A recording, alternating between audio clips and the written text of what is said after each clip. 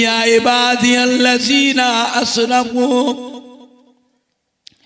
আলা আনফুসিহিম লা তাকনাতু মির রাহমাতিল্লাহ ইন্নাল্লাহা ইয়াগফিরুয যুনুবা জামিআ ইন্নাহু হুয়াল গফুরুর রহিম। আল্লাহ নবী কাবা শরীফের ছায়ায় বসে কাঁদতেছে। হযরত ওমর ফারুক রাদিয়াল্লাহু তাআলা এসে সালাম দিয়ে বলছে, হুজুর কাঁদছেন কেন?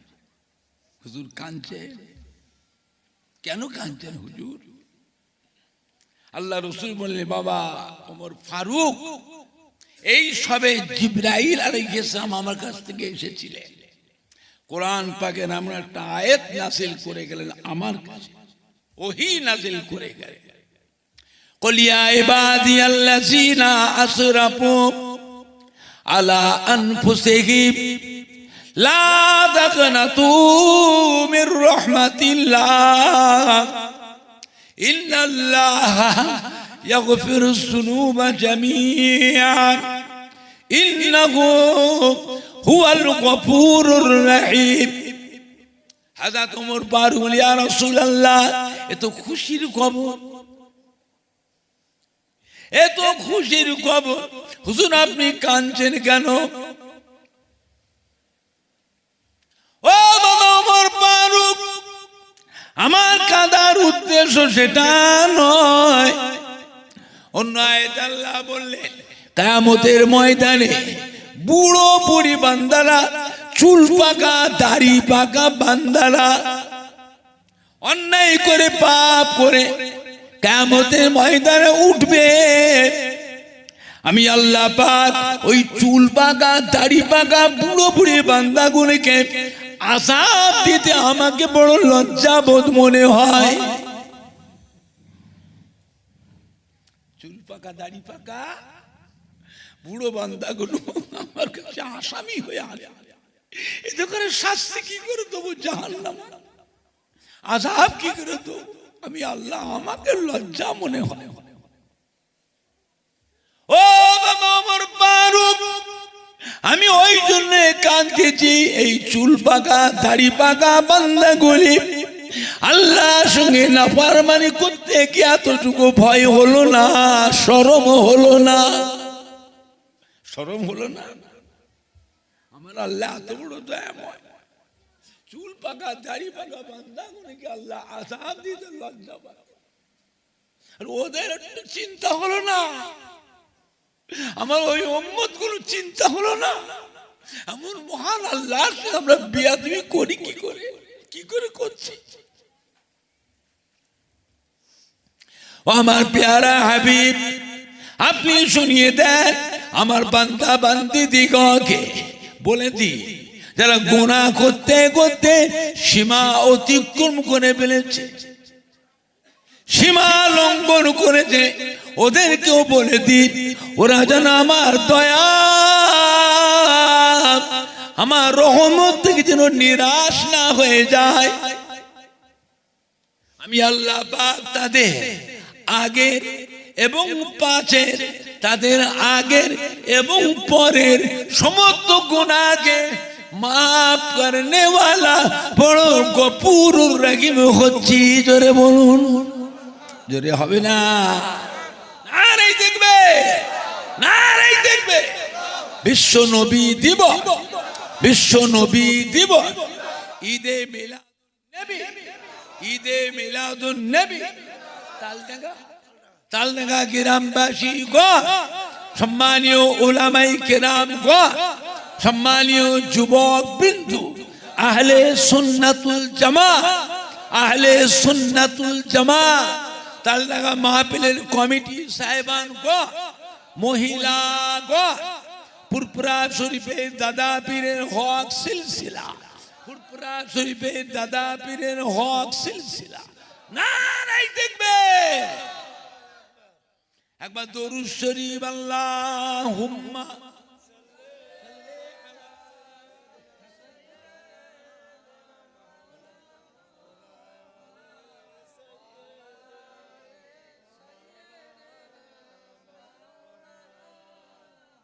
আল্লাহুম্মা সাল্লি আলা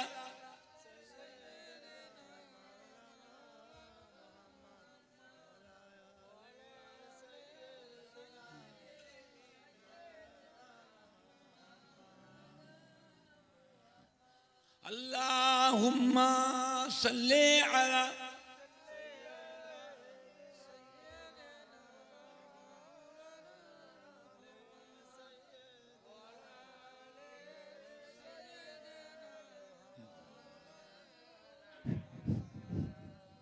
আল্লাহুম্মা সাল্লি আলা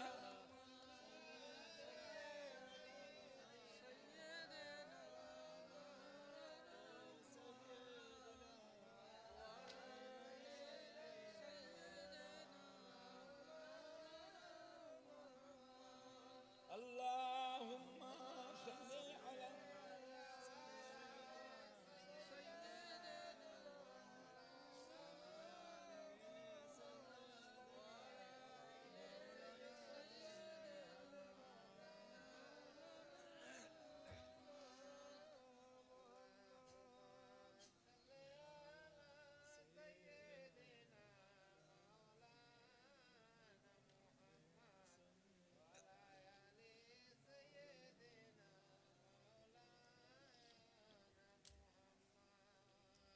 আমার ভাইজানরা, বাপজানেরা, যুবকেরা, আমাদের কলিজার টুকরা সন্তানেরা, সবাই মাহফিলে এসে বসো। গ্রামের সম্মান, নবীর উম্মাত, নবীর উম্মাত, বিশ্ব নবী দিবসের মাহফিলের সম্মানটা রাখো। খবরদার যাই থাকো নরম হও, আল্লাহর দরবারে নত হও। ভুল করেছি, অন্যায় করেছি, এটা ভুল করেছি, এটা আমার ভুল হয়েছে, এটা আমি গাজুয়ারি করেছি, হ্যাঁ এটা জিদ করেছি, আমি আমার জিদটাকে আমি বজায় করেছি। খবরদার আল্লাহর দরবারে নত হয়ে যাও, নরম হয়ে যাও। আল্লাহ বড় দয়াময়, তিনি বড় মেহেরবান। আপনি জানেন আল্লাহ পাকের একটা নাম আছে আল্লাহ ইয়া কাহারো, আছে না নাই? কাহার নামে কত আকর্ষণ জানো?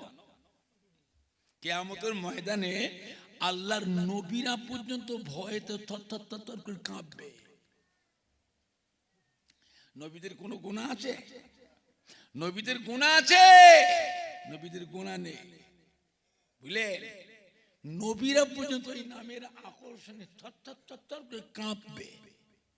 আপনি জানেন ওই কাহার নামের ভিতরে আল্লাহ পাক তিনি তার বান্দা বান্দির উপরে, গুনাহগার বান্দা বান্দির উপরে মায়ের থেকেও কোটি কোটি কোটি কোটি গুণ বেশি মায়া রাখেন। জোরে বলবেন না?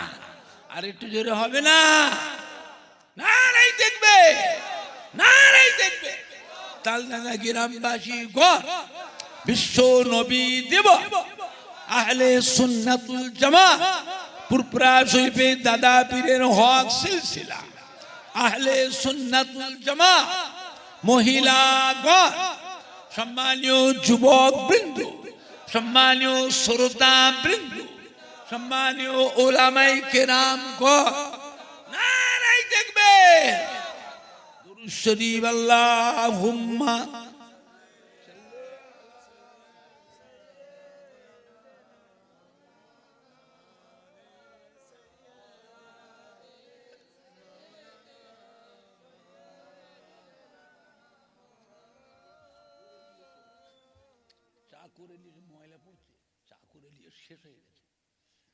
قال الله تعالى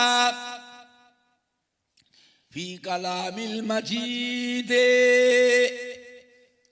والفرقان الحميد وما خلقت الجن والإنس إلا ليعبدون وقال الله تعالى أيضا في كتابه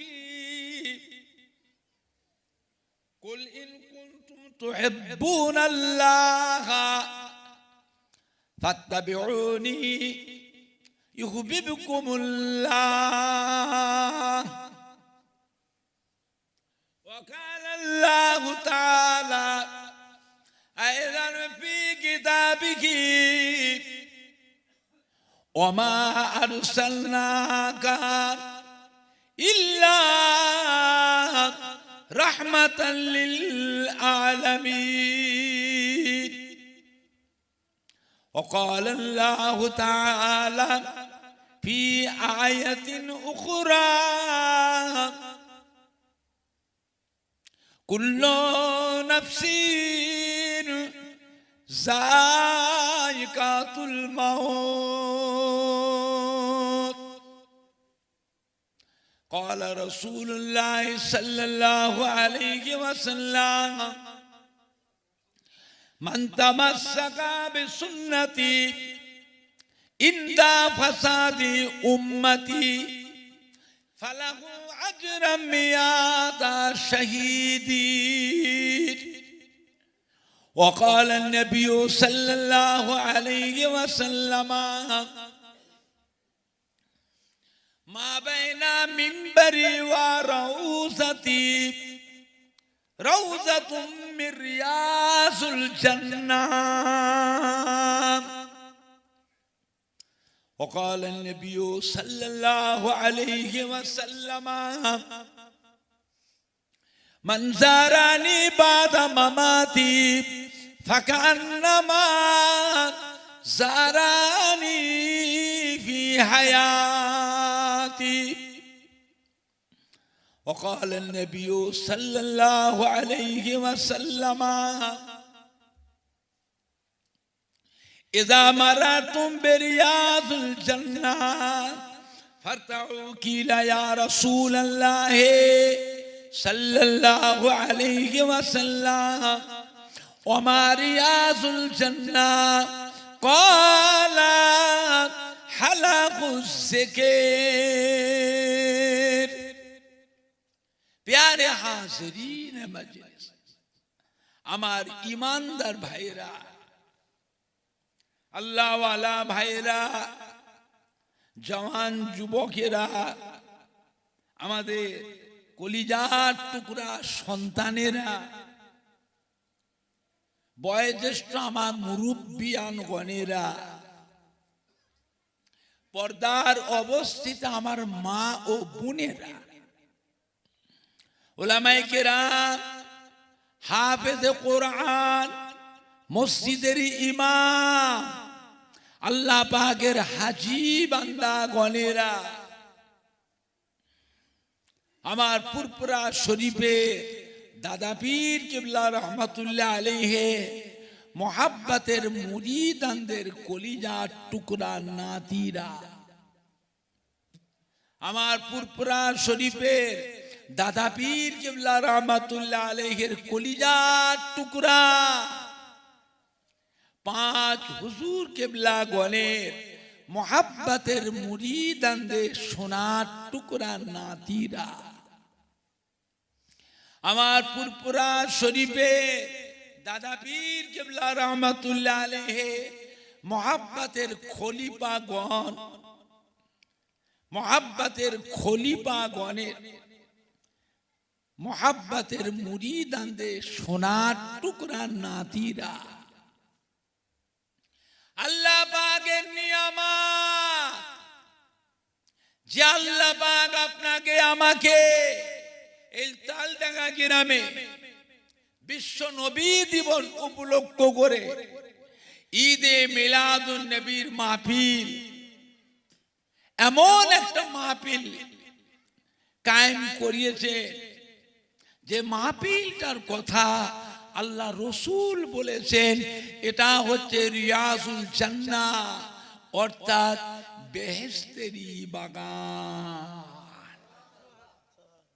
সুবহানাল্লাহটা জোরে হচ্ছে না, সুবহানাল্লাহটা জোরে বেরোবে না। বলেন একবার সুবহানাল্লাহ বললে কত নেকি হয় তাও জানে না, তাও জানে না। একবার সুবহানাল্লাহ তাসবিহ পড়লে কত নেকি। এগুলো পাবেন কোত্থেকে? আল্লাহর তরফ থেকে যখন কোনো কথা নবীদের উপরে আসে ওইটাকে বলা হয় ওহী। কি বলা হয়? ওহী। এটা আল্লাহর তরফ থেকে আসে গোপনে নবীদের কাছে। আর আল্লাহর ওলিদের কাছে যখন, আউলিয়া কেরামদের কাছে যখন আল্লাহর তরফ থেকে কোনো কথা গোপনে গোপনে আসে ওইটাকে বলা হয় ইলহাম।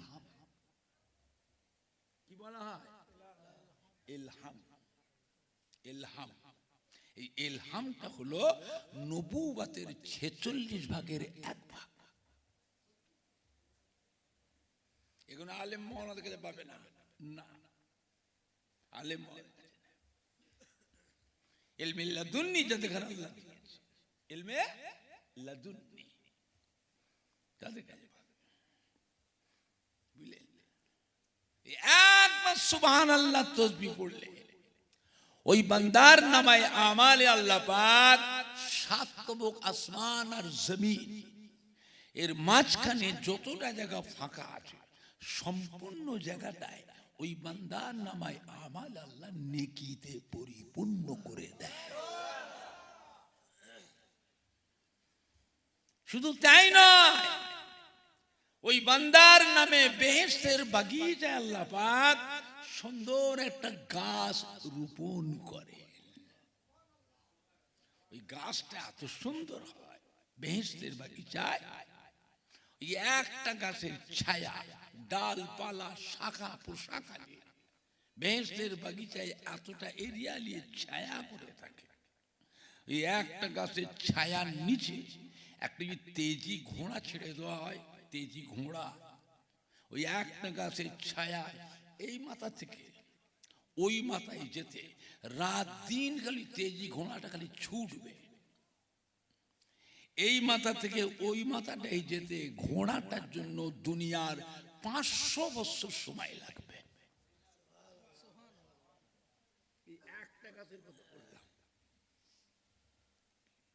এরকম গাছ আল্লাহর বেহেশতের বাগিচায় অসংখ্য কোটি কোটি কোটি কোটি আছে না নাই? বেহেশতের তাহলে কত বড়? সারা রাত বললেও তো ফুরবে না। বেহেশতের কত বড়? এ তো বেহেশতের বাগানের কথা বলা হলো, গোটা বেহেশতের কথা বলা হয়নি। সব থেকে শেষের বেলায় যে বান্দাটাকে আল্লাহ বেহেশতে দেবেন, সব থেকে শেষে তার জীবনে গুনাহ খাতা সব মাফ করে আল্লাহ যখন তাকে বেহেশতে দেবেন, সবচেয়ে শেষের বেলায় যে লোকটা বেহেশতে যাবে তার বেহেশতের এরিয়াটা হবে এই আমাদের এই দুনিয়া 10টা দুনিয়া। এটা হলো গরিবের জান্নাত, সবথেকে গরিব বেহেশত। আশরাফ আলী থানভী রাহমাতুল্লাহ বলছেন এই বেহেশতের হচ্ছে মিসকিন বেহেশত। মিসকিন বোঝেন তো? এই বেহেশতের হলো মিসকিন বেহেশত। তা অত বড় বেহেশত আপনি কি করবেন নিয়ে? কি করবেন? আর অত বড় বেহেশত আপনি পরিদর্শন করবেন কি করে? আল্লাহ রাসূল বলছেন আল্লাহ পাক আপনাকে একটা বেহেশতের একটা ঘোড়া দেবে। ঘোড়ার 2টো ডানা থাকবে। ওই ঘোড়ার পিঠে বসবেন, আপনাকে উড়িয়ে উড়িয়ে উড়িয়ে উড়িয়ে আপনার বেহেশতের এরিয়াটা আপনাকে পরিদর্শন করাবে।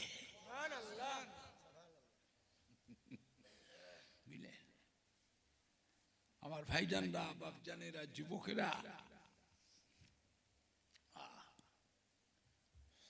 যে বান্দার নামে সুন্দরী গাছ আল্লাহ বেহেশতে রোপণ করবে, সুবহানাল্লাহ তাসবিহ নামে যে গাছ, ওই বান্দার নেকি এবং বদি, গুনাহ এবং সওয়াব যখন মিজানে ওজন করা হবে,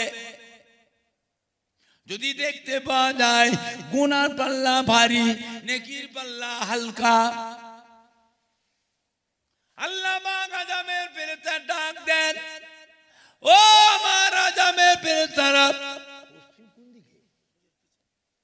ওই বান্দাটাকে নিয়ে গিয়ে জাহান্নামায় ফেলে দাও। এখন আপনারা বলেন, আমরা মায়ের পেট থেকে যেদিন এসেছিলাম সেদিন কি আমাদের গুনাহ ছিল? কথা বলে না, গুনাহ ছিল? এখন গুনাহ হয়েছে না হয়নি? এই গুনাহকে দুনিয়ায় রেখে যাবেন না সাথে করে কবরে নিয়ে যাবেন আখিরাতে?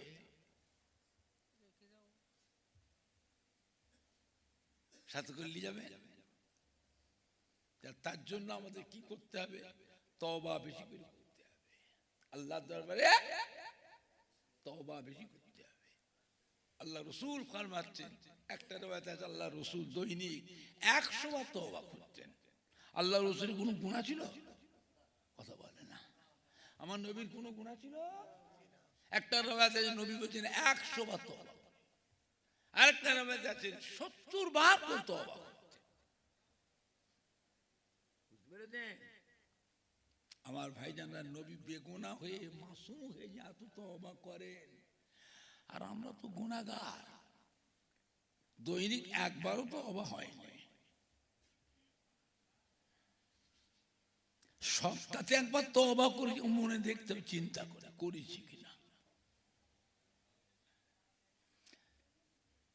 বুঝলেন? আল্লাহ রাব্বুল আলামিন ভালোবাসেন তওবাকারীকে বেশি ভালোবাসেন। যে আল্লাহর কাছে তওবা করে, মাফি চায়, আল্লাহ পাক তাকে বেশি ভালোবাসে। বুঝলেন?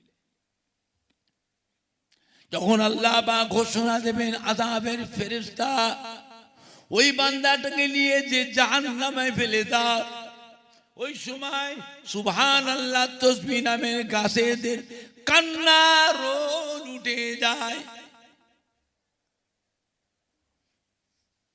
আল্লাহ পাক জিজ্ঞাসা করেন, ও সুবহানাল্লাহ তাসবিহ নামের গাছ, তোমরা কাঁদছো কেন?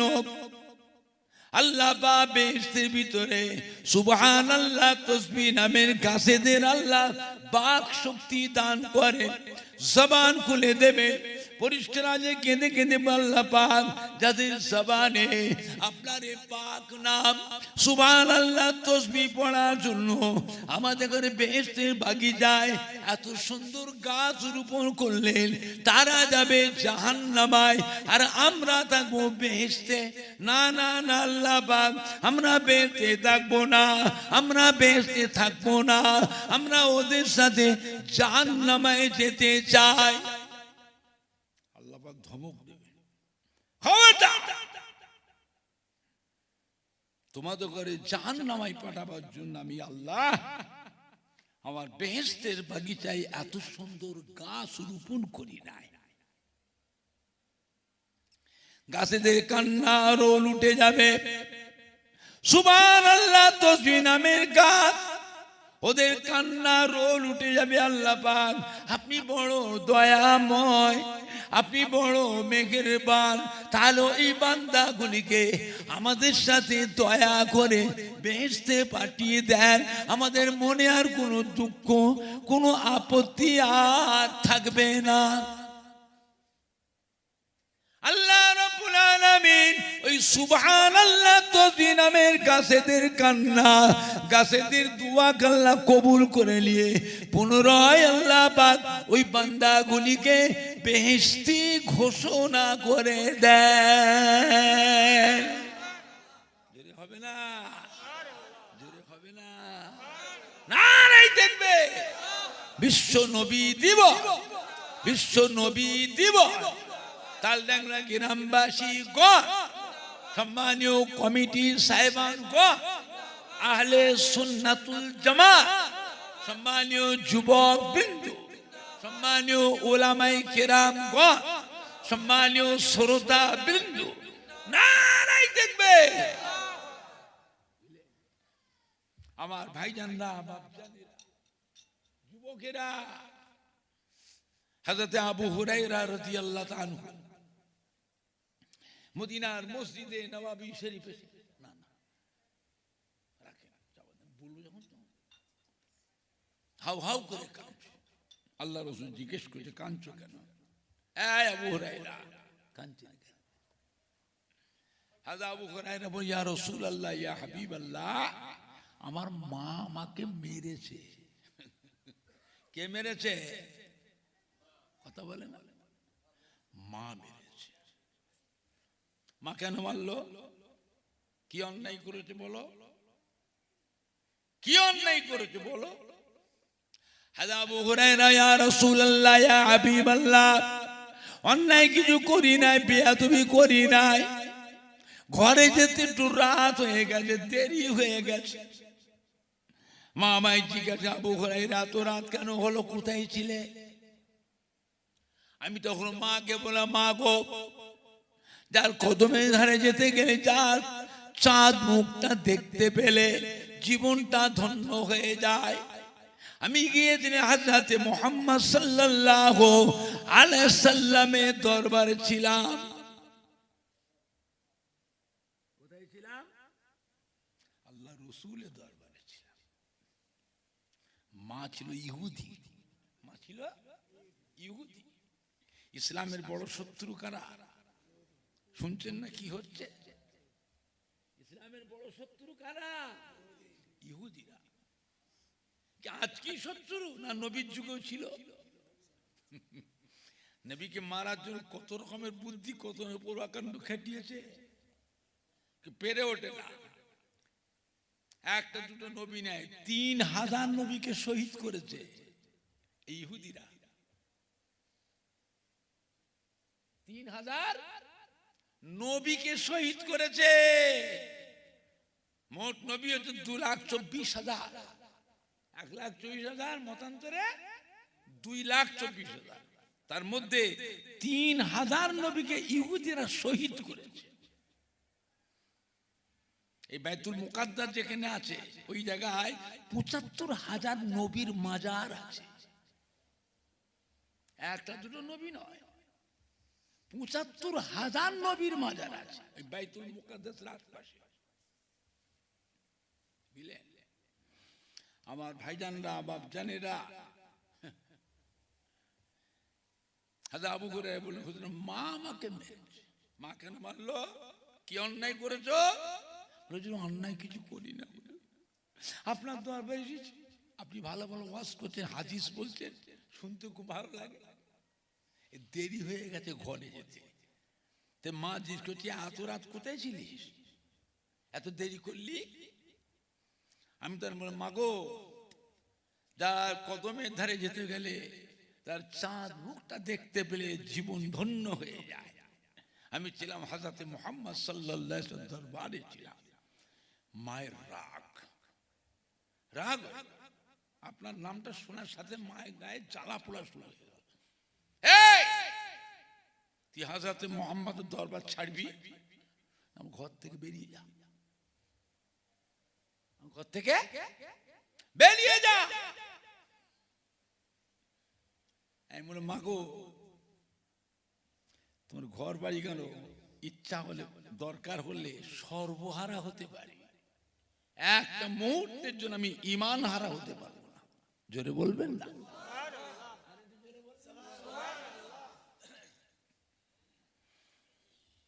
মা আমাকে ধরে মার মার মার। আমি বললাম, মা, তোমার গায়ে যত শক্তি আছে মারো, যত ক্ষমতা আছে তুমি আমাকে মারতে থাকো, জীবন দিয়ে দেবো, মরে যাব, একটা মুহূর্তের জন্য আল্লাহ রসুলের দরবার ছেড়ে দিতে পারবো না। মা আমাকে ধরে ঘর থেকে বার করতে, বেরো, মা আমাকে মেরে ঘর থেকে বার করে দিয়েছে। আল্লাহ রসুল শুনলেন, কি বললেন? বাবা হুরায়রা, আমি আল্লাহ নবী হওয়া সত্ত্বে তোমার মায়ের বিচার করবার অধিকার আল্লাহ আমাকে দেন।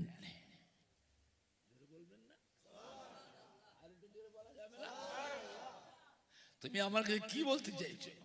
মায়ের বিরুদ্ধে আমাকে অভিযোগ করতে এসছো? মায়ের বিরুদ্ধে আমাকে লালিশ করতে এসছো? শুনে রাখো, আমি আল্লাহ নবী হওয়া সত্ত্বে তোমার মায়ের বিচার করা অধিকার আল্লাহ আমাকে দেননি। যাও, ফিরে যাও, মায়ের কাছে চলে যাও, বেরিয়ে যাও, মায়ের কাছে চলে যাও। যাবো না, মায়ের কাছে যাও। কেন যাবে না? মায়ের কাছে গেলে মা আরো মারবে, মা আমাকে আরো মারবে। আল্লাহ না না, মারবে না, চলে যাও। তুই কি বলতে চাইছ? হাদা আবু হুরায়রা, ইয়া রাসূলুল্লাহ, ইয়া হাবিবাল্লাহ, আমার বলার উদ্দেশ্য হলো আপনি আল্লাহ রসুল আমার মায়ের জন্য একটু দোয়া করেন, আমার মায়ের জন্য একটু দোয়া করেন।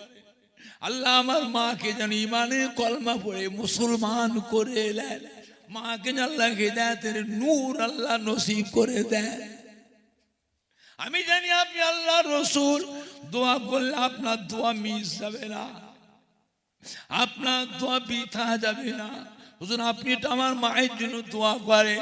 আল্লাহর সঙ্গে সঙ্গে সাহাবায়ে কেরামদের নিয়ে দুটো হাত তুলে দোয়া করলাম, পাক আমার আবু হুরায়রার মাকে আল্লাহ পাক ইমানের কলমা পড়ে মুসলমান করে নি। দোয়া করার সাথে সাথে হযরত আবু হুরায়রা মসজিদে বেরিয়ে ছুট, পেছন থেকে কয়েকজন সাহাবা ওর পেছনে জামা ধরে টেনে দিয়েছে। কয়েকজন সাহাবা, এই লোকটা সাদা সিধে মানুষ, কোন ঝুল ঝামেলায় থাকে না, এই লোকটা কাঁদতে কাঁদতে ছুটছে কেন? কয়েকজন পেছন থেকে জামা ধরে। হযরত আবু হুরায়রা বলে, ভাই ছেড়ে দে, ভাই আমাকে ধরিস নি, আটকাস নি, ছেড়ে দে, আমায় যেতে দে। কেন রে ভাই, কি ব্যাপার? আল্লাহ রসুল আমার মায়ের জন্য দোয়া করেছে, আমি দেখতে চাই আমি আমার মায়ের কাছে আগে পৌঁছাবো। আল্লাহ রসুলের দোয়া আমার মায়ের কাছে আগে পৌঁছে গেছে, এইটা দেখবো। জোরে বলুন, হবে না? নারাই দেখবে, নারাই দেখবে। বিশ্ব নবী দিবস, বিশ্ব নবী দিবস, ঈদে মিলাদুন নবী, তালডাঙ্গা গ্রামবাসী গণ, সম্মানীয় যুবক বৃন্দ, সম্মানীয় শ্রোতা বৃন্দ, সম্মানীয় উলামাই কেরাম গণ, মহিলা গণ, মহিলা গণ, নারাই দেখবে। ছুটে ছুটে গিয়েছে ঘরে, গিয়ে দেখে মা নেই। মা কোথায়? মা আছে হামাম খানায়। কোথায়? গোসলখানায়, হামাম খানা। মা রয়েছে গোসলখানায়। যে দরজা যে লক, কে রে? মা গো, আমি আবু হুরায়রা এসেছিস বাবা, এসেছিস? অপেক্ষা কর বাবা, আমি গোসল করছি। কি কথা বললে? গোসল করছি। মায়ের যে গোসলখানা হামামখানার ভিতরে যে কথা, যে আওয়াজটা শুনেছিলাম, ওই কথাটি বুঝতে পেরে গেলাম যে আমি আসার আগে আমার মায়ের কাছে নবীর দোয়াটা আগে পৌঁছে গেছে। জোরে বলবেন না? সে মিজাজ কিন্তু মায়ের নেই। মা বলছে, বাবা ভুল করেছি, বাবা ভুল করেছি, বাবা কেন মারলাম ছেলেটাকে? তোকে মেরে আমি খুব কষ্ট পেয়েছি, সারা রাত খাইনি বাবা, তোর জন্য সারা রাত আমি ঘুমোতেও পারিনি, ছেলেটাকে মারলাম, ছেলেটাকে মারলাম। ছেলে তো কোনো নোংরা জায়গায় যায় না, মদের আড্ডায় যায় না, গানের আসরে যায় না, কোনো খারাপ জায়গায় তো যায় না। আমার ছেলে গেছে দিন দুনিয়ার বাদশাহ, আল্লাহর হাবিবে পিয়ারা, তিনার দরবারে মারলাম ছেলেটাকে। মা যখন গোসল খাতে বেরিয়েছে, হযরত আবু হুরায়রা বলছে, আমি দেখতে পাচ্ছি মা গোসল করছে, তখন মায়ের চুল, সাদা চুল, ভিজে চুল থেকে গোসলের পানি টপকে টপকে পড়ছে। মা বলছে, বাবা আবু হুরায়রা, কোথায় যে বাবা তোমারও নবী? আমাকেও নিয়েছো, আমারও নবী। আমি তোমার নবীর কাছে গিয়ে আমি মা ইমানে কলেমা পড়ে আমি মা মুসলমান হয়ে যাব।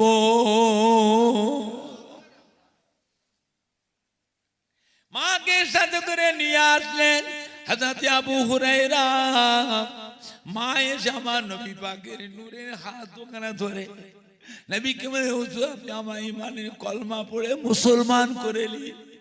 আমার নবী দয়ার নবী, ওনার মাকেও ইমানের কলমা পড়ে মুসলমান করে পড়ে কলমা লা ইলাহা ইল্লাল্লাহ, লা ইলাহা ইল্লাল্লাহ, লা ইলাহা ইল্লাল্লাহ মুহাম্মাদুর রাসূলুল্লাহ সাল্লাল্লাহু আলাইহি ওয়াসাল্লাম। গভীর রাতের আল্লাহ নবী হুজরা খাতে বাইরে বেরিয়েছেন মদিনার মসজিদে নববী শরীফে তাহাজ্জুদের নামাজ পড়বেন। তাহাজ্জুদের নামাজ আছে না নাই আপনি জানেন? এই তাহাজ্জুদের নামাজ কিন্তু আমার নবীর জন্য হুকুম ছিল। আমরা যে নামাজ পড়ি 5 ওয়াক্ত, এই নামাজ কিন্তু আমার নবীর উপর হুকুম ছিল না। আমার নবীর উপর হুকুম ছিল কি? তাহাজ্জুদের নামাজ। আর ওই নামাজটা কখন পড়তে হয়? রাতে। কোন রাতে? গহীন রাতে, গভীর রাতে। আল্লাহ নবী হুজরা শরীফ থেকে বাইরে বেরিয়েছে মদিনার মসজিদে নববী তাহাজ্জুদের নামাজ পড়বেন। বেরিয়ে দেখেন হুজরার সামনে একটা যুবক অন্ধকারে দাঁড়িয়ে আছে। প্রচন্ড শীত, যুবকটা তত্তর করে কাঁপছে। আর সে সোজা হয়ে দাঁড়াতে পারে না, বেঁকা হয়ে, মানে তার পরনের কাপড়টা এত ছোট, এমন ছিঁড়া। সোজা হয়ে দাঁড়ালে কি হবে? নবীর সামনে তার লজ্জাস্থান খালি হয়ে যাবে, লজ্জাস্থান খালি হয়ে যাবে। এমনি করে বেঁকা হয়ে যাবে। কে রে বাবা, এত রাত্রে আমার ঘরের সামনে দাঁড়িয়ে কে তুমি? যুবক ছেলেটা আল্লাহ নবী গো, আপনি আমায় চিনতে পারছেন না? আমার নাম হলো আব্দুল উজ্জা। নাম আমার আব্দুল উজ্জা। আমি আপনার কাছে ইমানে কলমা পড়ে মুসলমান হয়েছি। আপনি আমার নামটাকে রেখে দিয়ে পরিবর্তন করে রেখেছেন আব্দুল্লাহ। আল্লাহ নবীর আব্বার নাম কি ছিল? এই যুবকটার নাম আল্লাহ রেখেছেন, নবী রেখেছেন আব্দুল্লাহ। আল্লাহ নিবে তুমি মক্কা শরীফের মানুষ, তোমার বাপ চাচা বড় ব্যবসায়ী, বড় ধনী মানুষ। সকাল সন্ধ্যায় নতুন নতুন জামা কাপড় পরিবর্তন করত, বদল করত। সকাল সন্ধ্যায় নতুন নতুন জামা পরিবর্তন করত, এত ধনী। আজকে তোমায় দেখে তো কিছুই নাই, তোমার এরকম অবস্থা কেন হলো? যুবকটা বলল্লা নবী গো, ছোট্টবেলা আমার মা আমার আব্বা মারা গিয়েছে। মা আমাকে আমার চাচার কাছে দিয়েছেন লালন পালনের জন্য। চাচার কাছে থাকি। আমি একদিন চাচাকে বললাম, চাচা যান, আপনি কি জানেন হযরত মুহাম্মদ সাল্লাল্লাহু আলাইহি ওয়াসাল্লাম তিনি আল্লাহর সত্যিকারের নবী? চাচা বলল, হ্যাঁ, আমার তো মনে হয় উনি সত্যিকারের আল্লাহর নবী। আমি বললাম, চাচা যান, আজ মক্কার কতগুলি কোপ্পারে কুনাদের অত্যাচারে অমন একজন মহান ব্যক্তি আমাদের মক্কাতে হিজরত করে মদিনায় চলে গেলেন। আমাদের কপাল পুড়ে গেল। চাচা জানা, আমি তো আশা করেছিলাম আপনি হয়তো ওনার হাতটা ধরে ইমানের কলমা পড়ে মুসলমান হয়ে যাবে। সেই সাথে আমিও ওনার হাতটা ধরে ইমানের কলমা পড়ে মুসলমান হয়ে যেতাম।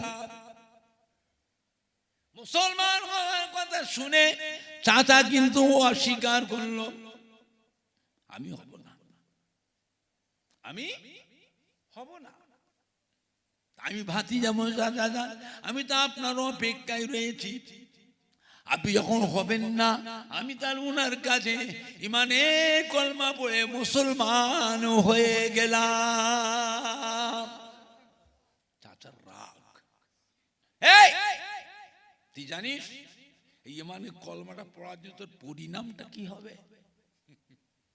তুই জানিস?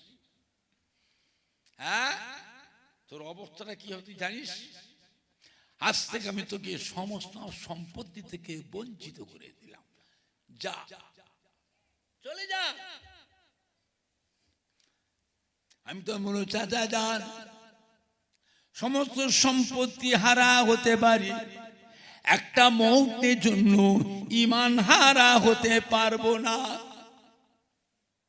এই কথা শুনে চাচা আমায় বললো, রে তো যে পরনার কাপড়গুলো রয়েছে ওইগুলো সব আমি দিয়েছি, তোর শরীরে যা কিছু আছে ওইগুলো আমার দোয়া, ওইগুলো খুলে রেখে বেরিয়ে যা। এমন কথা বললো, আমি পরনার কাপড়টা খুলে দিল তো ল্যাংটো হয়ে যাব। আমি কি হব? ল্যাংটো, উলঙ্গ হয়ে যাব। উলঙ্গ হয়ে গেলে কি হবে? লজ্জার খাতিরে ঘর থেকে বেরোতে পারবো না। উলঙ্গ হয়ে গেলে লজ্জার খাতিরে ঘর থেকে বেরোতে পারবো না। এমন কথা বললো চাচা। এই কাপড় খুলে দিয়া খোল, ওগুলো আমার, আমি দিয়েছি। আমি তো চাচা যান, জামা কাপড় খুলে দিলে উলঙ্গ হয়ে যাব, বস্ত্র হারা হয়ে যাব, কবরে দেবে। কিয়ামতের ময়দানে আল্লাহ যখন উঠাবেন আমাকে, বেহেশতের পোশাক পরিধান করে আল্লাহ কিয়ামতে উঠাবে। আর একটু জোরে বলা যাবে না? ও চাচা যান, বস্ত্র হারা হতে পারি, একটা মুহূর্তের জন্য আল্লাহ নবীর দরবার ছেড়ে দিতে পারবো না। কাপড় চোপড় সব খুলে নিল, সব খুলে দিয়ে উলঙ্গ হয়ে গেছে। মা বলে কাঁদতে লাগলাম। মা ছিল গরিব, অসহায় বিধবা, এক বাড়িতে ঝি ঘাটে। আমার কান্নার আওয়াজে মা ছুটে বেরিয়ে এসছে। কি হলেন বাবা আব্দুল উজ্জা, কাঁদলি কেন? তোকে কে মেরেছে বাবা? মায়ের একটাই সন্তান। মা যখন বেরিয়ে এসেছে, যুবক ছেলে ল্যাংটো উলঙ্গ দেখে মা লজ্জায় তাড়াতাড়ি চোখে হাত দিয়েছে। হাই হাই রে, এরকম দুর্দশা কি করে হলো? তোর কাপড়কে খুলে নিল, তুই ল্যাংটো হয়ে গেছিস।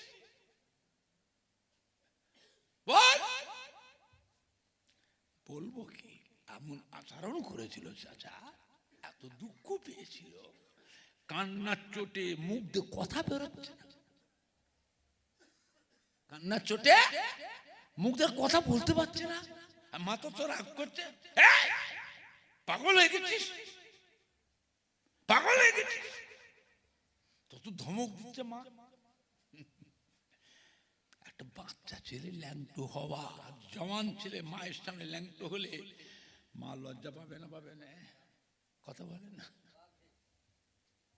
মা তো হলি যুবক, জওয়ান ছেলে ল্যাংটো, মা লজ্জা পাবে, তাদের মুখে হাত, চোখে হাত। কিছুক্ষণ পরে কেঁদে কেঁদে স্বাভাবিক অবস্থায় ফিরে এসেছে, একটা একটা করে কথা বলতে পারছি। মাকে বললাম, মা গো, চাচা আমার সমস্ত কাপড়গুলো খুলে নিয়ে আমায় বের করে দিয়েছে। মা আমার গলাটা জড়িয়ে ধরে, মাও কাঁদে, আমিও কাঁদি, ছেলেও কাঁদে, মাও কাঁদে। মা কেঁদে কেঁদে বলে, বাবা আব্দুল উজ্জা কাঁদিস নি, তোর আব্বা তোকে ছোট্ট রেখে মারা গিয়েছে।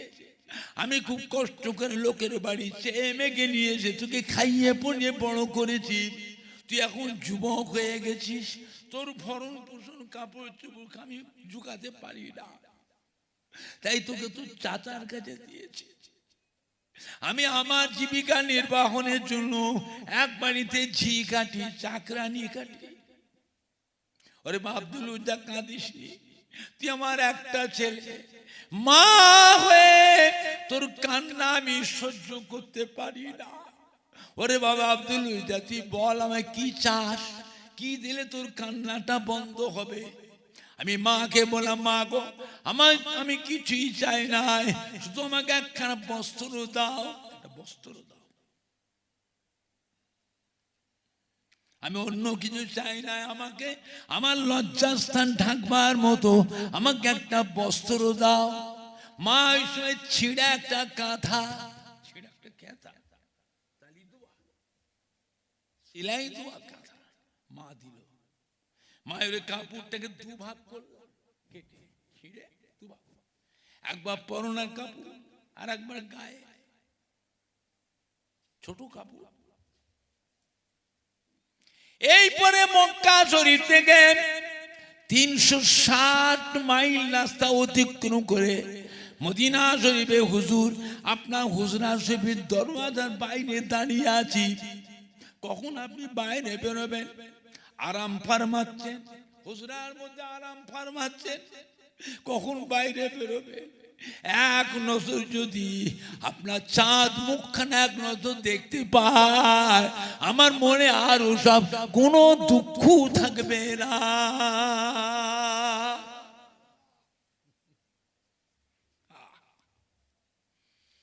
আল্লাহ নবী এই যুবক ছেলেটার মুখের কথা কোন শুনছিলেন? নবীও থাকতে পারলেন।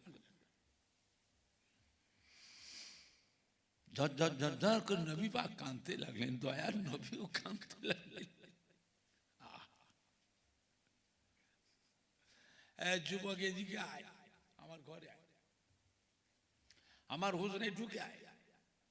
যুবক ছেলেটাকে আল্লাহ রাসূল হুজরার মধ্যে ঢুকিয়ে নিয়ে আল্লাহ নবীজির নিজের ব্যবহার কিন্তু দুখানা কাপড়, দুখানা কাপড়, যুবকরা ধর, এটা আমার নিজের ব্যবহার করে পড়বি, ধর। আচ্ছা বলে, আল্লাহ নবীর ব্যবহার কিন্তু কাপড় হলেও উম্মতের কাছে তার দাম আছে না নাই?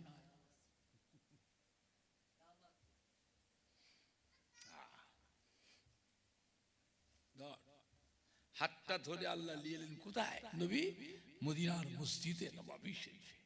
সাহাবাদের ডাকলেন, এদিকে এসে বাবারা, অসহায় নিরাশ্রয় নব মুসলিম, আমি রাসূলুল্লাহ সাল্লাল্লাহু আলাইহি ওয়াসাল্লাম আমার ব্যবহার কি দুটো কাপড় দিয়েছি, আপনারাও দেবেন, এর যা প্রয়োজন হবে সবাই দেবে, তোমরাও দেবে বাবা। থাকবে কোথায়? আল্লাহ নবী বলে মদিনার মসজিদে নববী শরীফে থাকবে। দেখবেন যারা হজে গেছেন জিজ্ঞেস করবে, মদিনার মসজিদে নববী শরীফের ভিতরে আল্লাহ নবী রওজা পাকের সামনে দেখবেন একটা জায়গা আছে, পাথরের প্লেট দিয়ে এরকম করে ঘিরে রাখা আছে, আসহাবে সুফা, আসহাবে সুফা। 360 জন অসহায় নিরাশ্রয় অনাথ অভাবী নবমুসলিম গরিব, এইগুলোকে আল্লাহ নবী লালন পালন করতেন। জোরে বলবেন না? আর একটু জোরে হবে না? আল্লাহ নবী অনেক সময় সাহাবাদের চাইতেন, বাবারা কিছু দাও, কিছু দাও, আমি রাসূলুল্লাহ দিচ্ছি, আপনারাও দেন, কিছু দেন। নবী পাক চাইতেন সাহাবাদের থেকে, তবে এই সাহাবাগুলোকে কিন্তু আসহাবে সুফাতে করে আল্লাহ নবী কোন সাহাবাকে দিতেন না।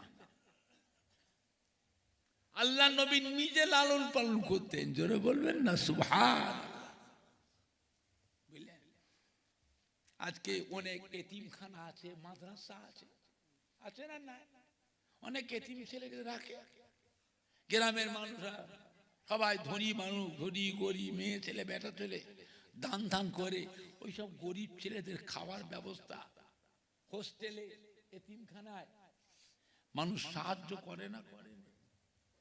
কথা বলে না, করে না, করে মেজো হুজুর কিবলার মাদ্রাসা তেতুলিয়া মাদ্রাসা, তেতুলিয়া আবু জাফরিয়া, মেজো হুজুর কিবলা মাদ্রাসা করেছেন সেই যুগে 2.5 কোটি টাকা খরচ করে, 2.5 কোটি টাকা খরচ করে মেজো হুজুর এই তেতুলিয়া মাদ্রাসা করেছিলেন। ওই মাদ্রাসায় দৈনিক 1800 এতিম ছেলে খায়, আমিও এক ওয়াক্ত খাওয়াই, ওই মাদ্রাসার সদস্য হিসাবে আমিও এক ওয়াক্ত খরচা আমি দিই।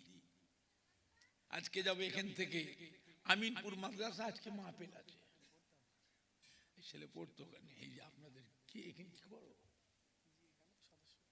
সদস্য, আজকে আমার জলসা আছে আমিনপুর মাদ্রাসা, বুঝলেন, দিনের বেলায়। ও তেঁতুলিয়া মাদ্রাসা, মেজো হুজুর পীর কিবলা মাদ্রাসা, ওখানেও দাওয়াত আছে, যাবো আমি, বুঝলেন। আমার ভাইজানরা, বাপজানেরা, আল্লাহ নবী সাহাবাদের বললেন বাবাকে নিয়ে যাও, রাখো, একে দোয়া দুরূদ শিখিয়ে দাও, নামাজ শিখিয়ে দাও, আর কি কোরআন শরীফ শিখিয়ে দাও। হযরত আব্দুল্লাহ কোরআন শরীফ শিখে নিয়ে সারা সারা রাত ধরে মদিনার মসজিদে নববী শরীফে কোরআন পাক তিলাওয়াত করতে লাগলেন। জোরে বলবেন না? যুবক তো এমন জোরে জোরে পড়ছে, অন্য সাহাবাদের অসুবিধা হয়। কোরআন শরীফ হলেও পড়বার একটা হিসাব আছে না? নাই, ঘুমোই তো ঘুম যায়, এমন জোরে জোরে পড়তে পারবেন না ওর ঘুমের ব্যাঘাত না হয়। একটা মানুষ ধরুন নামাজ পড়ছে, আপনি কোরআন শরীফ আল্লাহর কালাম বলে এমন ভাবে পড়া চলবে না ওর নামাজের ব্যাঘাত না হয়। কথা ঠিক না ভুল বলছি? সাহাবাদের অসুবিধা হয়, সাহাবারা মানা করে শোনে না তো, যুবক তো, যুবক যে সাহাবাদের কথা শোনে না তো। সাহাবারা সব মিলে চলে ওনার বিরুদ্ধে আল্লাহ নবীর কাছে অভিযোগ করলেন, সবাই এসে, ইয়া রাসূলুল্লাহ, আপনার এই যুবক সাহাবা আব্দুল্লাহ, ওকে আপনি মানা করেন, আমরা বলি শোনে না, আপনি তো মানা করে দেন। ও এত জোরে জোরে কোরআন শরীফ পড়ছে, আমাদের নামাজের অসুবিধে, ঘুমের অসুবিধে, আমরা মানা করি শোনে না, আপনি একটু মানা করে দেন। যেই বলেছে আপনি মানা করে দেন, আল্লাহ রসুল কিন্তু কেঁদে ফেলেছিলেন। কি করলেন? ওকে চিল্লাতে দাও, তোমরা জানো না ওর ইমানের দাম অনেক বেশি, অনেক বেশি দাম দিয়ে ইমান কিনেছে। ও মক্কা শরীফ থেকে 360 মাইল রাস্তা পায়ে হেঁটে হেঁটে এসেছে, পরনার কাপড়টাও আনতে দেয় না, পরনার কাপড়টা আনতে দেয়। আমার কাছে আমি কি করব? আমি নবী, আমার কাছে বাবা আমি কি করব? তোমাদের কথা শুনে আমি আমার আব্দুল্লাহকে কোরআন পাক তিলাওয়াত করতে মানা করতে পারবো না। নবী সাহাবাদের ধমক দিয়েছে, আল্লাহ রাসূল সাহাবাদের ধমক দিয়েছিলেন, তোমাদের কথা শুনে আমি আমার যুবক সাহাবা নব মুসলিম আব্দুল্লাহকে কোরআন পাক তিলাওয়াত করতে মানা করতে পারবো না। সাহাবার একটু মাইন্ড করে নিয়েছে, ও কদিন এসে ওর এত মোহব্বত হয়ে গেল, আর আমরা এতদিন ধরে নবী পাকের দরবারে রয়েছি, তোমাদের কথা শুনলে হবে না বাবা, এখন বয়স হয়েছে, না বাবা বসো, কথার ভিতরে কথা বললে কথাগুলো নষ্ট হয়ে যায়, আকর্ষণটা নষ্ট হয়ে যায়।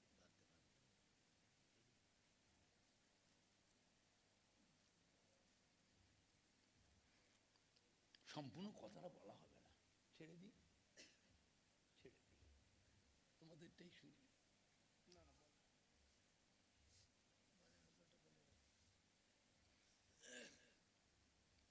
এমনি তো ভাঙা মজলিস লোক, আমি আসতে কথা লোক ফাঁকা ছিল, এমনি ফাঁকা ছিল, আমি এসতে তো কথা লোক একটু সেজিয়েছে। তারপর আপনারা যা করতেছেন, আপনাদের কথাগুলো শুনলে তো হবে না।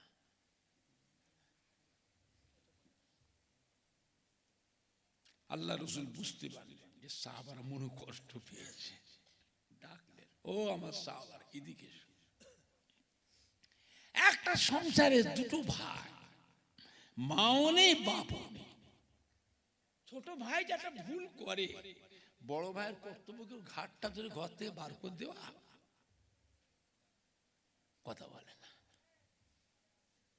ওর মাও নেই বাপও নেই, ওই ছোট ভাই একটা ভুল করেছে, বড় ভাইয়ের কর্তব্য কি? ওকে ঘাট ধরে কি ঘর থেকে বের করে দেবে? ওকে মানিয়ে নিতে হবে না হবে রে? আল্লাহ রসুল বললে, বাবা আমার আব্দুল্লাহর উপরে রাগ করো না বাবা, আমি রাসূলুল্লাহ সাল্লাল্লাহু আলাইহি ওয়াসাল্লাম বলছি, বাবা তোমরা সবাই ওকে মানিয়ে লাও, তোমাদের ছোট ভাই, তোমাদের ছোট ভাই, তোমরা মানিয়ে লাও। সাহাবায়ে কেরামদের মধ্যে কান্নার রোল উঠে গেল মদিনার মসজিদে নববীতে। সমস্ত সাহাবীরা উঠে এসে যুবক সাহাবা নব মুসলিম হযরতে আব্দুল্লাহকে সবাই গলায় গলায় জড়িয়ে ধরলেন। জোরে বলবেন না? আর একটু জোরে বলা যাবে না? জিহাদের হুকুম হয়ে গেল। আল্লাহ রাসূল সাহাবাদের নামে লিস্ট করছেন, কে কে যাবে যুদ্ধের ময়দানে, তবুক হযরত আব্দুল্লাহ নবী পাক সাহাবাদের সাহায্য ছিল, সবাই কম বেশি সাহায্য করলেন। মেয়ে ছেলেরা পর্দার আড়াল থেকে সোনার হার, বালি, টাইরা, নেকলেস, চুড়ি যার যেমন ছিল, মহিলারা পর্দার আড়ালে ছুঁড়ে ছুঁড়ে আল্লাহ রসুলের চাদর মোবারকে মদিনার মসজিদ নববীতে ফেলতে লাগলো। পুরুষরা যুবকরা সবাই দিচ্ছে। হযরত আব্দুল্লাহ নব মুসলিম উঠে এসেছে, ইয়া রাসূলুল্লাহ সবাই দিচ্ছে, আমি তো কিছু দিতে পারলাম না, আমার তো কিছু নেই, আমি তো অসহায়, আমি তো কিছু দিতে পারলাম না, আমি কি দেবো কিছু?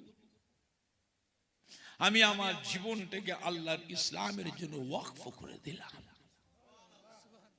আল্লাহ নবীকে আপনি দোয়া করেন, আপনি দোয়া করেন আমার মনের তামান্না যেন আল্লাহ পুরা করে। আমি যুদ্ধের ময়দানে গিয়ে কাফেরদের বিরুদ্ধে যুদ্ধ করে শহীদ হয়ে মরতে যাই। মহান আল্লাহ পাক যেন আমার মনের আশা যেন বাসনা যেন আল্লাহ পুরো করে। আল্লাহ নবী দুটো হাত তুলে দোয়া করলেন, আল্লাহ পাক আমার আব্দুল্লাহ রক্ত কাফেরদের জন্য হারাম করে দেয়। মনের আশা পুরো হলো, হলো মনের আশা।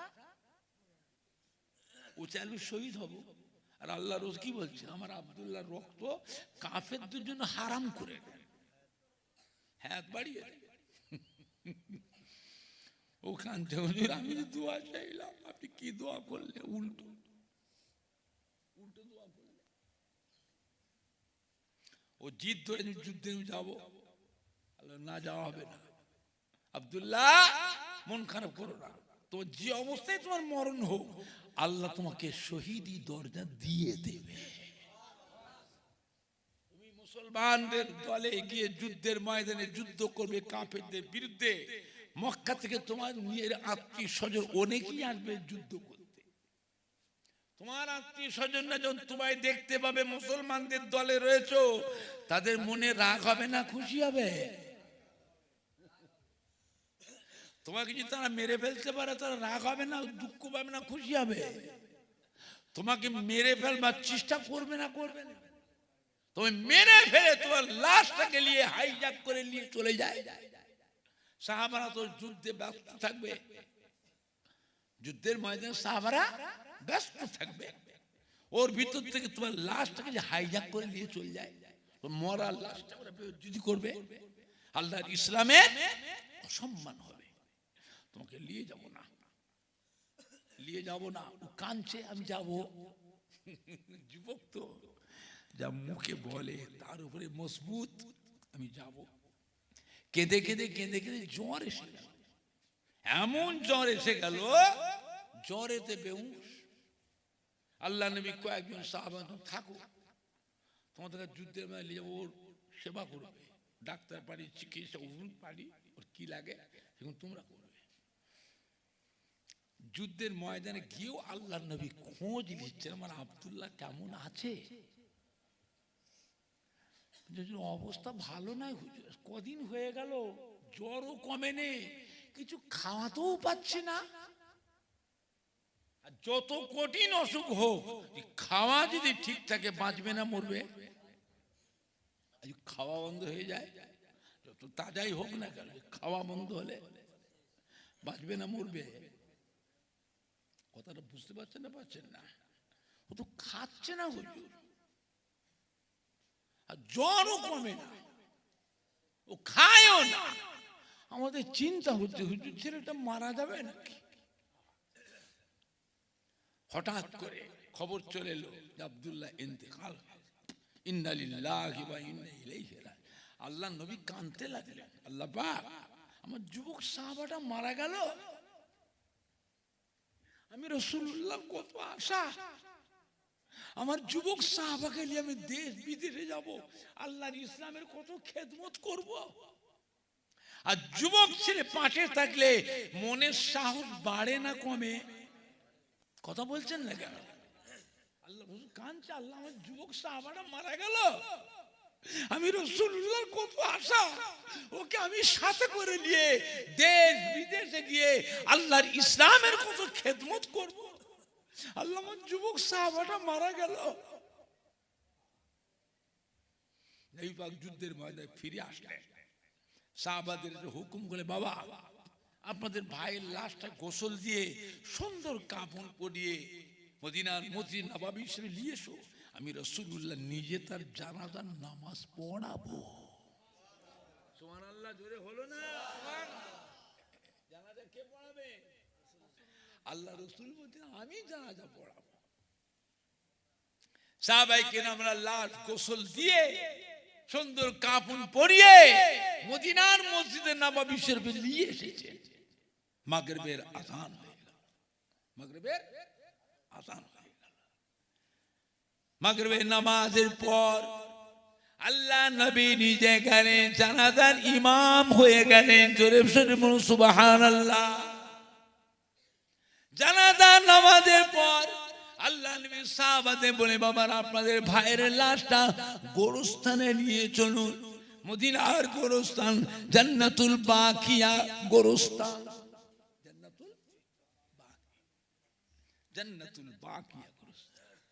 সাহাবায়ে কেরামরা লাশ নিয়ে যাচ্ছে, অন্ধকার হয়ে গেছে, মাগরিবের নামাজ হয়েছে, জানাজা হয়েছে, রাত একটু বেশি হয়ে গেছে, অন্ধকার হয়ে গেছে। যুদ্ধের আল্লাহ রাসূল গোরস্থানের দিক পিছনে পিছনে সাহাবাদের পিছনে যাচ্ছেন। গোরস্থানের কাছে গেছে আল্লাহ রাসূল আওয়াজ দিয়ে, বাবারা কেউ কবরে নামবে না, কবরে কেউ নামবেন না, আমি রাসূলুল্লাহ নিজে তার কবরে নামবো। সুবহানাল্লাহ, জোরে হলো না? সুবহানাল্লাহ, জোরে হবে না? গোরস্থানে গিয়ে আল্লাহ রাসূল ডাকলেন সাহাবা, বাবা আবু বকর, এদিকে বাবা ওমর ফারুক, বাবা আলী। লাশ উপর থেকে নিচে নামাচ্ছে, লাশটা ধরে উপর থেকে কি করছে, উপর থেকে গোরস্থানে নামাচ্ছে। আর হযরতে বেলাল আলো ধরে কবরের ভিতরটায়, উপরে তো অন্ধকার আর কবরের ভিতরে কি আরো বেশি অন্ধকার, বলতে ওপর থেকে সাহাবারা লাশটা ধরে নিচে নামাচ্ছে। আল্লাহ রাসূল কবরের ভিতরে দাঁড়িয়ে, দে আমার হাতে দে, দে বাবা আমার হাতে লাশটা ছেড়ে দে। নিচে যে দাঁড়িয়েছেন অন্য কেউ নয়, যে ডাকছেন আমার হাতে ছেড়ে দাও। উপর থেকে সাহাবারা লাশটা ধরে যখন নিচে নামাচ্ছে, আল্লাহ রাসূলের নূরের হাতে ধরে নিলেন। অন্য কেউ নাই, তিনি হচ্ছেন আমাদের নবী জনাবে মুহাম্মদুর রাসূলুল্লাহ সাল্লাল্লাহু আলাইহি সাল্লাম। লাশটাকে ধরে আল্লাহ বুকের সাথে জড়িয়ে ঝরঝর করে নবী কাঁদছেন, আল্লাহ আজকে সন্ধ্যার আগে পর্যন্ত আমি রাসূলুল্লাহ আমার যুবক সাহাবা আব্দুল্লাহর উপর খুশি ছিলাম। আল্লাহ এখন আমি আমার আব্দুল্লাহকে আপনার হাতে সুপরত করে দিচ্ছি। আল্লাহ আপনিও, আমি নবী খুশি, আপনিও আমার আব্দুল্লাহর উপরে খুশি হয়ে যা। সুবহানাল্লাহ জোরে হলো না? সুবহানাল্লাহ জোরে হলো না? আল্লাহ রাসূলের নূরের হাতে লাশটা কবরে শুইয়ে দিয়ে কয়েকজন সাহাবা উপরে হাউ হাউ করে কাঁদতে লাগলো আর বলছে, ভাই আব্দুল্লাহ, এই লাশটা তোর না হয়ে আমার হলে কত ভালো হতো রে। লাশটা তোর না হলে আমার হলে কত ভালো হয়েছে। যেখানে আল্লাহ রাসূল নিজে বলছেন, আল্লাহ আমি খুশি, আপনিও আমার আব্দুল্লাহর উপর খুশি হয়ে যা। আমার কপালটা কত বড় হয়েছে, তো ভাগ্যবান হয়। জোরে বলুন না সুবহান। একবার দরুদ শরীফ আল্লাহুম্মা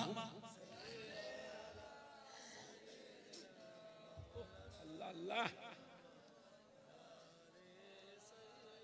1.5 ঘন্টা হয়ে গেল। কালমা লা ইলাহা ইল্লাল্লাহ, লা ইলাহা ইল্লাল্লাহ মুহাম্মাদুর রাসূলুল্লাহ। কালমা লা ইলাহা ইল্লাল্লাহ,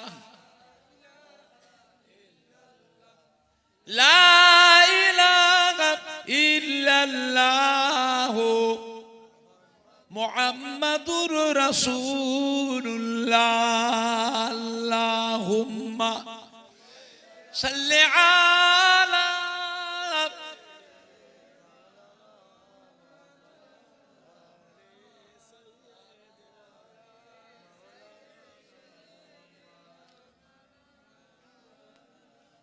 আমার ভাইজানরা, বাপজানেরা, যুবকেরা, মুখতাসার করলাম।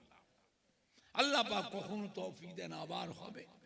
তবে বাবা তালডাঙ্গা গ্রামে এসেছে, আল্লাহ নিয়ে এসছেন। আমি তালডাঙ্গা গ্রামে আজ থেকে আসছি না। প্রথম যখন এসেছিলাম ওই মসজিদের সামনে, কত বছর হবে? 20 বছর না আরো বেশি? 26 বছর আগে। আমাদের ছেলে যুবকদের মতন অনেকেই হন। ময়না গ্রামে ওখানে দর্শক করি, ময়না গ্রামে আলগড়িতে একটা মাহফিল করি, ওখানে সর্বদিকে একটা মাহফিল করি। 4 লাখ 5 লাখ 4.5 লাখ 5 লাখ 6 লাখ টাকা করে খরচ করে ওরা, বিশাল মাহফিল হয়, বুঝলেন না? ওখানে আল্লাহ নিয়ে যায় মাঠপাড়া, দাঁড়িয়ালা, গোপালপুর, নোয়াপাড়া, বুঝলেন না? বিশাল মাহফিল হয়, লক্ষ লক্ষ টাকা খরচ করে, বুঝলেন না? আজ আপনাদের এখানে এসেছি তালডাঙ্গা গ্রাম, আল্লাহ নিয়ে এসেছে। আজ ক বছর আসছি, আপনাদের গ্রামও কম নাই, 26 বছর আগে এসেছি। সফলামি তো ছিলেন আল্লামা হুজুরের নাতি ওইখানটায়। সেটা কোনখানে? ওটা কোন দিকে? মসজিদটা কোন দিকে? মসজিদের সামনে দিকটা। ওই মসজিদে নামাজও পড়েছি, ওই মসজিদে ফজরের নামাজ পড়েছি। ছোট্ট মসজিদ ছিল, ছোট্ট। এখন আল্লাহ কারে মানুষ আল্লাহ সুখ শান্তি দিয়েছে, তো মানুষ আল্লাহ উন্নতি দিয়েছে। আল্লাহ আমাদের মসজিদটা খুব সুন্দর করেছে। জোরে বলুন আলহামদুলিল্লাহ। মসজিদ কার ঘর? মসজিদ কার ঘর? আর আমরা কার বান্দা? আল্লাহর বান্দা। আজকে তালডাঙ্গা গ্রামে মাহফিল হচ্ছে, বিশ্ব নবীদের মাহফিল। কার নামে মাহফিল? বিশ্ব নবী। বিশ্ব নবী। আমরা উম্মত কার? কথা বলে না। কার উম্মত? বিশ্ব নবীর উম্মত।